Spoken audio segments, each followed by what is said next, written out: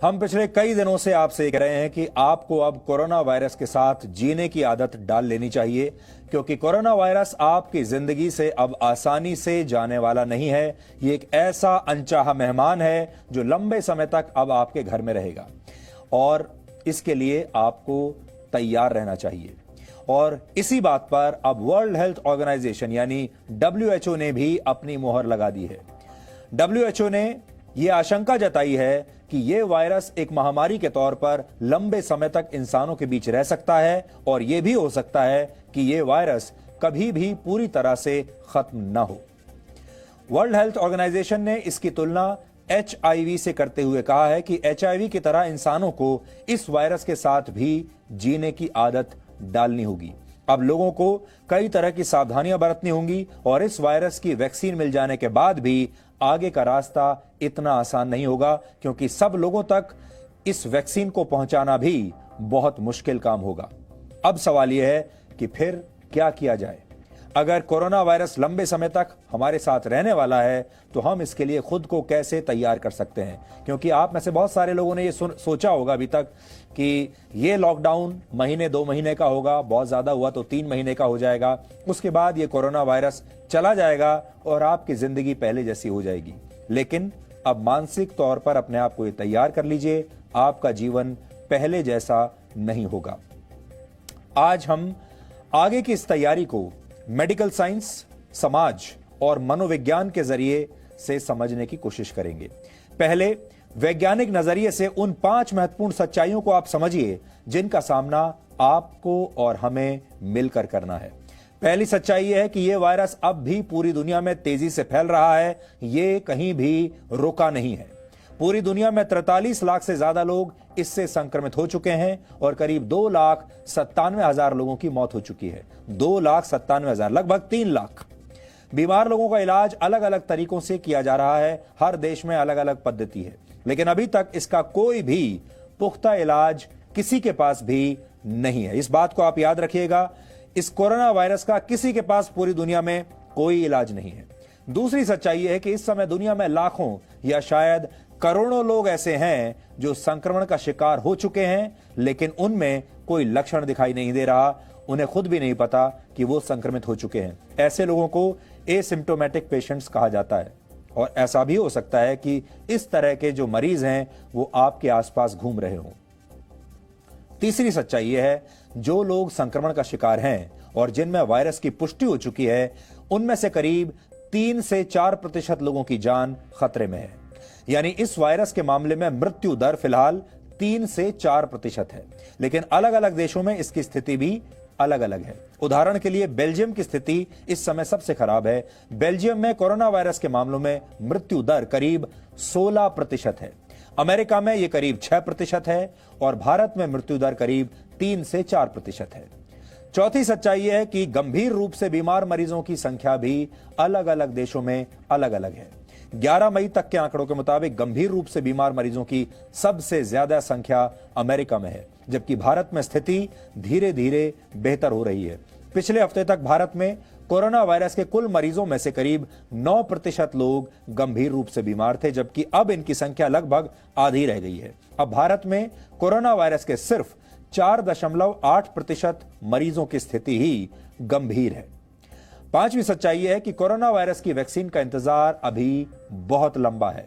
दुनिया भर में करीब 100 रिसर्च ग्रुप्स इस वायरस की वैक्सीन ढूंढने में जुटे हुए हैं, लेकिन वैक्सीन तैयार होने में अभी करीब 12 से 18 महीने का समय लग सकता है और 12 से 18 महीने के समय के बाद भी यह दुनिया भर में जब इसको डिस्ट्रीब्यूट किया जाएगा उसमें भी कई महीने या हो सकता है साल भर लग जाए। इसलिए ये जो सफर है ये बहुत लंबा रहने वाला है। इससे आप, अगर आपको रोड मैप इसका बनाना है तो लगभग आप 2 से 3 साल का रोड मैप बनाकर चलिए। आपको अगर वैक्सीन मिल भी गई तो भी आप तक राहत पहुंचने में, आपके जीवन में वापस नॉर्मलसी आने में 2 से 3 साल लग जाएंगे। अब आप ये समझिए कि कोरोना वायरस कैसे चमगादड़ों से जानवरों में और फिर जानवरों से इंसानों में फैला और कैसे सर्दी जुकाम जैसे लक्षणों वाला एक वायरस देखते ही देखते एक जानलेवा महामारी में बदल गया। वर्ष 2003 में चीन के गुआंगडोंग प्रांत से सार्स CoV 2003 का संक्रमण शुरू हुआ था। सार्स का अर्थ है severe acute respiratory syndrome, CoV का अर्थ होता है कोरोना वायरस, और 2003 उस साल को दर्शाता है जब इसकी शुरुआत हुई थी। यह वायरस चमगादड़ से किसी स्तनपाई यानी मैमल, स्तनपाई जीव यानी मैमल, और फिर इस जीव से इंसानों में फैला था। यह वायरस उस समय 30 देशों में फैल गया था, जिससे 8000 लोग संक्रमित हुए थे और करीब 774 लोगों की मौत हो गई थी। इसके बाद वर्ष 2012 में मर्स नाम का कोरोना वायरस दुनिया में फैलना शुरू हुआ। मर्स का अर्थ है मिडिल ईस्ट रेस्पिरेटरी सिंड्रोम। यह वायरस चमगादड़ से ऊंट और फिर ऊंट से इंसानों में फैलने लगा। मर्स से करीब 27 देश प्रभावित हुए थे, लेकिन यह वायरस सिर्फ 2500 लोगों को ही संक्रमित कर पाया और मरने वालों की संख्या सिर्फ 850 थी। और इसके बाद दिसंबर 2019 में कोविड-19 की शुरुआत हुई और माना जाता है कि यह वायरस भी चमगादड़ों से ही आया है। वैज्ञानिकों के मुताबिक इस वायरस ने पहले किसी जानवर को संक्रमित किया और फिर उस जानवर के संपर्क में आने की वजह से यह इंसानों में फैला। इसकी शुरुआत चीन के वुहान शहर से हुई थी, जहां की वेट मार्केट्स में कई तरह के जंगली जानवर बेचे जाते हैं, क्योंकि वहां के लोग इन जंगली जानवरों को खाते हैं। कोविड-19 से अब तक पूरी दुनिया में करीब 2,97,000 लोगों की मौत हो चुकी है।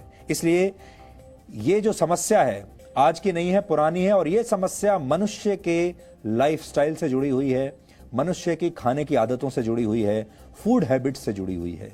जितना हम मांसाहार की तरफ जाते हैं और ऐसे जानवरों को खाते हैं जिन्हें शायद हमें नहीं खाना चाहिए, उनसे उतनी ही बड़ी संख्या में इस तरह के संक्रमण फैलते हैं।